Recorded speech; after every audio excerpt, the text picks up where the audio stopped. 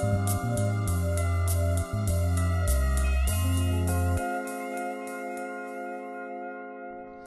and welcome to the Global Forecast from the Economist Intelligence Unit. I'm Tony McMahon, and as ever I'm joined by Robin Bew. Well, there's a lot of good news flow around at the moment, Robin, but are we out of the woods? Well, certainly the global economy's bottomed. I think that's pretty clear now, and we've seen a lot of positive monthly indicators and actually seeing positive GDP data in a lot of markets, even in the second quarter, and certainly we're looking for the third quarter to be pretty good. I think the interesting thing, though, is what's driving that, and we see a couple of things happening around the world. One is this restocking story, so businesses which were effectively not producing anything late last year, early this year because their warehouses were full, they're resuming production, and that's clearly a good thing for the world. And then the second thing is happening is all of the policy push that we saw late last year, the slashing of interest rates, the big fiscal injections that we saw, they take time to have an effect, but they are now definitely having an effect, and you can see that coming through. So that's all great. I think the question is whether that's going to persist through into next year and the year after. And I think there the story is a little bit more nuanced, because clearly it's all very well resuming production, filling your warehouse back up, but if no one's buying the stuff, you're going to shut down again. And similarly, if governments are spending a lot of money, that's wonderful. What happens when that stops? And there's a question about affordability there, which I think is a big worry for a lot of economists. So next year may not be quite as good as people are assuming. The next 6 months are great, but after that could be a bit more difficult. So how long before we see policy tightening? Well, lots of debate around that at the moment, and you're seeing, particularly in terms of monetary policy, quite a lot of commentary in the financial press around how if central banks keep up with their liquidity injections, inflation could get out of control. Do they have an exit strategy? And you can see central banks responding by talking a lot about how they might try and rein in some of this liquidity down the road. But I think in the short term, at least, the issue is not when to take away the stimulus. The issue is to keep pushing as hard as you can, because we don't see anything going on in terms of final demand at the moment that's not driven by the public sector. So all this restocking, brilliant, but that will run to an end. Everything else has come from the government. Take that away and there may not be any growth left. So I think the issue right now is to keep on pushing. Now, when are we going to see tightening? It does depend on the market. I think in America and the US, America and Europe, you're likely to see policy tightening in the second half of next year, on the monetary side at least. But there's a number of instruments in play here. One is around interest rates and one is around liquidity injections. And I think it's quite plausible that you could see interest rates actually start to rise while liquidity injections are continuing. There are other markets which will move earlier. I think Australia is one there, and some smaller markets. Israel's clearly already moved. But some countries are doing better than others, and they will tighten early. But in terms of fiscal policy, I think you're going to see the pushing stop, because effectively they're going to run out of money. But in terms of retrenchment, when are we going to see really serious action to try and raise taxes, rein in public spending and draw the public finances back towards balance? That is a long way off. I mean, government is going to take a very long time to correct the fiscal imbalances that we see at the moment. So I think monetary policy, liquidity injections, probably second half of next year you'll see some tightening there. Fiscal policy, it's going to be very hard to rein back. I mean, you'll certainly see no more additional spend, but to pull back is going to be tough. Do you think that emerging market economies are now outstripping the developed world? We're certainly seeing that in Asia. And to some extent in other markets in Latin America. Brazil's doing rather better than many people had expected. Eastern Europe still looks pretty weak, unfortunately, but if you look to Asia, it's very strong. And it's not just a China story. People talk about China all the time, but if you look at ASEAN, Southeast Asian economies, they're looking pretty robust as well. Lots of really good recent data. And I think in terms of what's going on there, a lot of it is policy driven. Those governments really did step up to the plate and inject a lot of liquidity into their economies, with a lot of fiscal expansion, public works, that kind of thing. Particularly true in China, and of course China has supplemented that with this massive push in terms of bank lending too.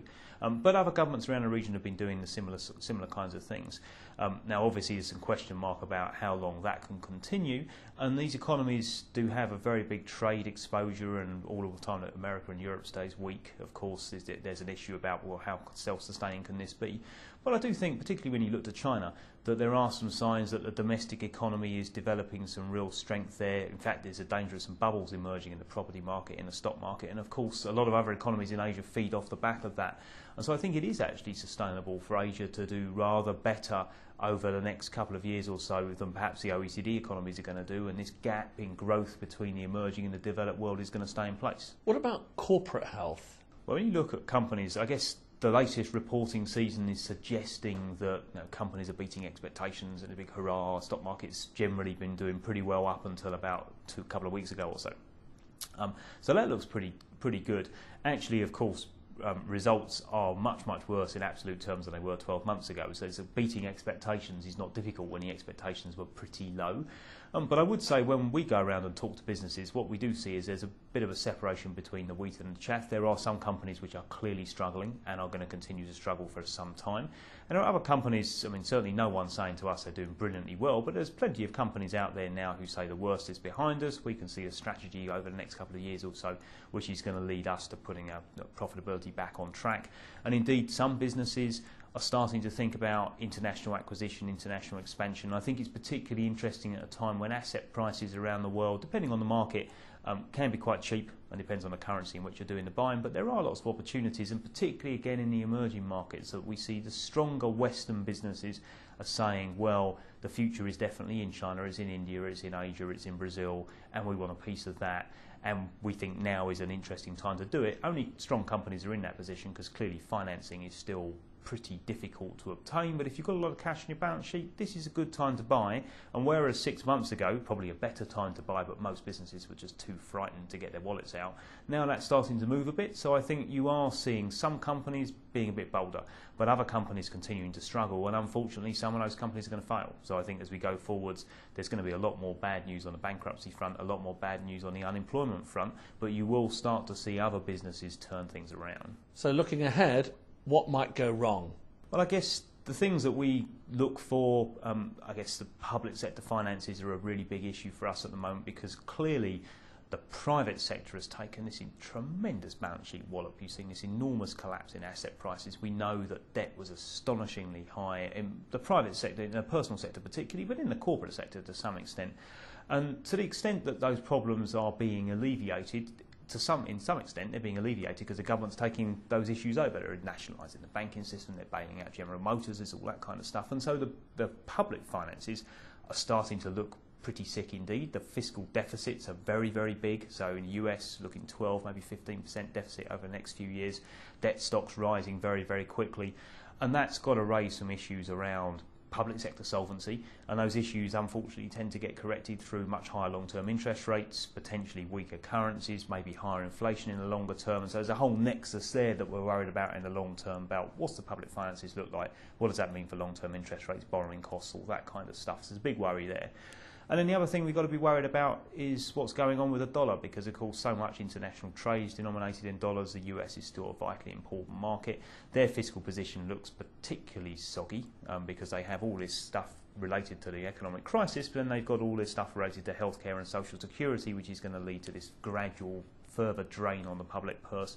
That's got to raise questions about the value of the US dollar in the longer term, and of course really sharp movements in the currency clearly would be very disruptive for world trade, and so we do worry about that. And of course the more stories we read in the press about how other people are worried about it, that makes us even more worried, because as markets might start to get a view that the dollar's overvalued, then we may start to see some pressure coming on.